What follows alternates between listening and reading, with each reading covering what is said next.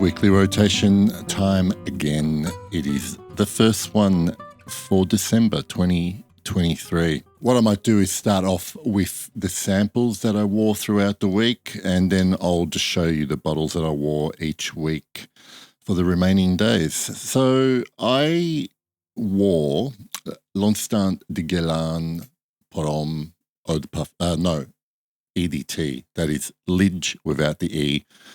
And it's kind of growing on me, but I wore this at the beginning of the week, and I wore it with another patchouli dominant perfume that I'll mention in a minute. And yeah, I like it, but it's not, put it this way, I don't think I'd be getting a bottle of Lidge. Whether I try the Eau de Parfum version and really like that's another thing, but I don't feel like I'm missing out on anything with L'Instant de Guerlain Pomme. That's just my opinion.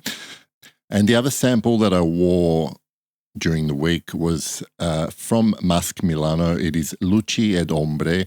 And this is a really interesting white floral, predominantly tuberose, but I really like aspects of this.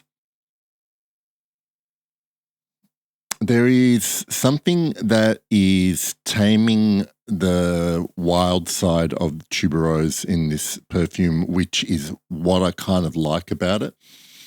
I mean, off the top of my head, I don't remember any of the note pyramids, but I find this an intriguing perfume, and I'm glad that I've got a pretty sizable decant of it, so I can give myself time to see how I feel. But so far, so good. Every time I've worn it, I'm really enjoying it.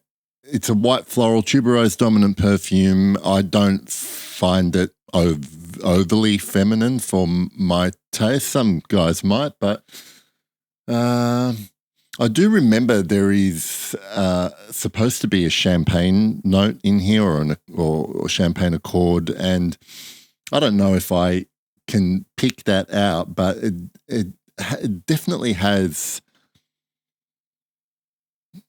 See, now I'm picking up a little bit of powder as well. It's interesting. I'll do a full review at some point once I understand what I'm smelling a little bit more.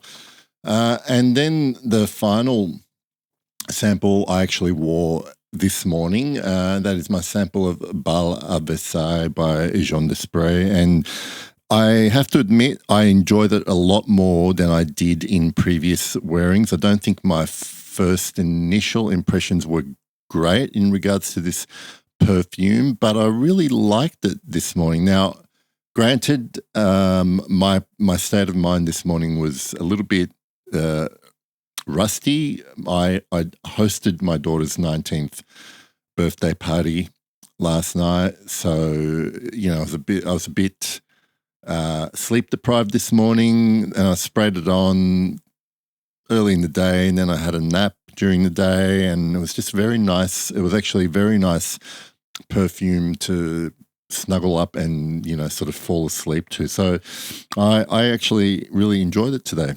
Okay, let's go back to Monday, the beginning of the week. I was looking forward to giving my newly acquired partial bottle of Borneo 1834 by Serge Lutens a proper wear, and I wasn't disappointed. It had great performance on my skin, exactly what I'd smelled before, very patchouli, obviously very patchouli dominant.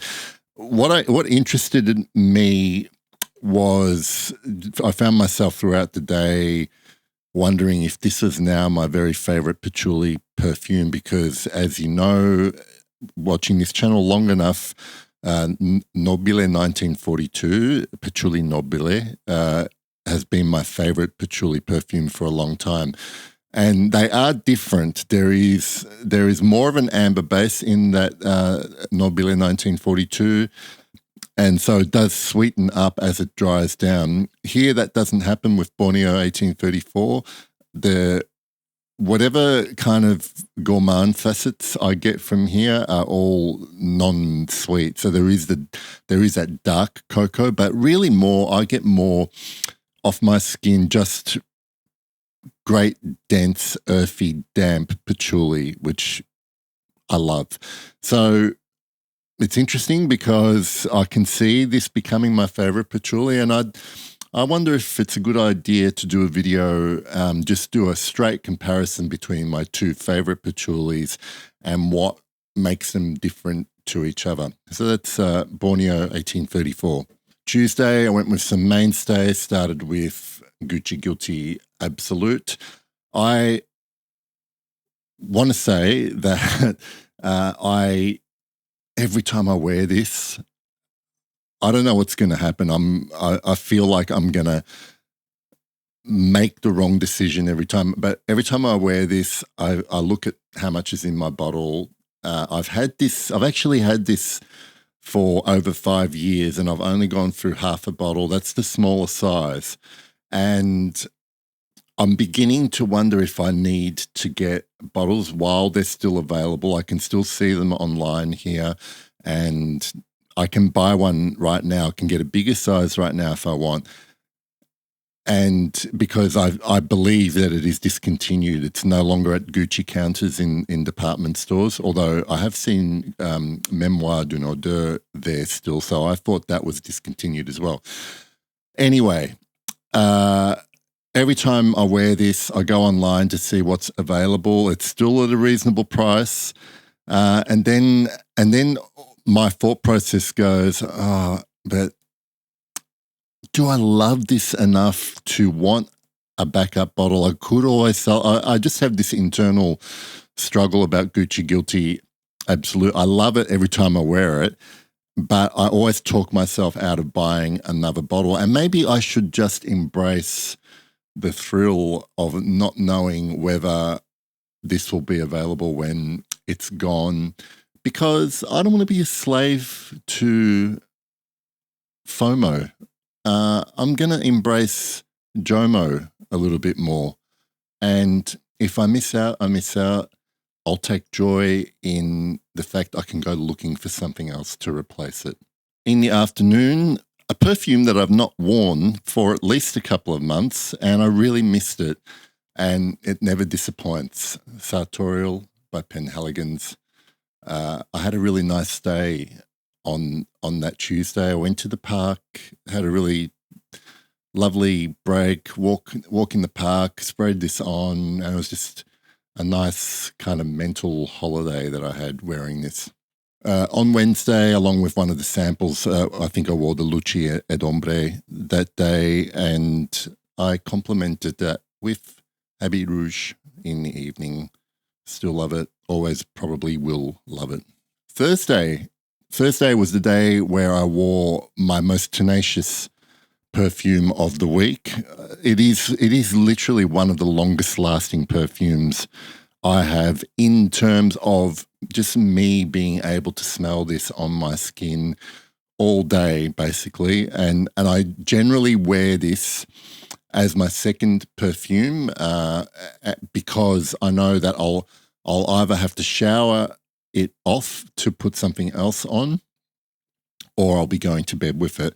And that is Ensemble Mythique by Guerlain. And it's incidentally a beautiful smelling perfume to me. And earlier that day, I started the morning with my Italian style cologne from Santa Maria Novella or Popinax. I just love this combination of bright, sweet resins and bright citruses in the opening. It gives off this really unique Italian barbershop style thing that's totally in my mind and imagined, but I always feel like I'm in a Fellini film when I'm wearing this perfume. On Friday, the sophisticated, complex elegance of Derby by Guerlain, no longer available in this version. I know that some perfumes, I was watching Mitch's unboxing of Frenchy Lavande, I think it was. And I believe that used to be in this Le Parisiens line for Guerlain and has now moved into their more expensive, I can't remember what they're called, in those bottles that Kio Beluga is in and Angelique Noir. I forget what they're called. Anyway, they've moved some of those perfumes, repackaged them, but I don't think they've done that with Derby. I stand to be corrected, obviously, but it's a shame that this isn't available at the moment. Hopefully Guerlain decide to bring it back. Later that day, I went with my naughtiest cumin honey perfume, Absolute pour le Soir, another discontinued gem by Maison Francis Kurkdjian, but, I'm going to stop complaining about the fact they get rid of their best perfumes. Yesterday, Eau d'Hermes by Hermes. Incidentally, last year, Eau d'Hermes was actually my most worn perfume for the whole year. It's not this year because I've been keeping track, and I'll do a video later this month about my most worn perfumes for 2023. I still love Eau d'Hermes, obviously, but it's interesting what I have worn more of this year. And last night, party evening, I put on some Ombre Fétiche by Annick Goutal, and it was really, really good. Like, I've worn this a few times already, and yes, it's an amber perfume, but it is one of the kind of skankiest leather accords, I guess, that I have in my collection. So I really love that. And so we come to Sunday. Today is actually my daughter's birthday, and I'm going to wear the perfume that she likes most from my collection. She, in fact, about 6 years ago, bought it for me as a gift, and that is one of my all-time favorites, Fahrenheit by Christian Dior. And I'm about to smell fantastic for this Sunday evening. I hope you guys are having a great weekend.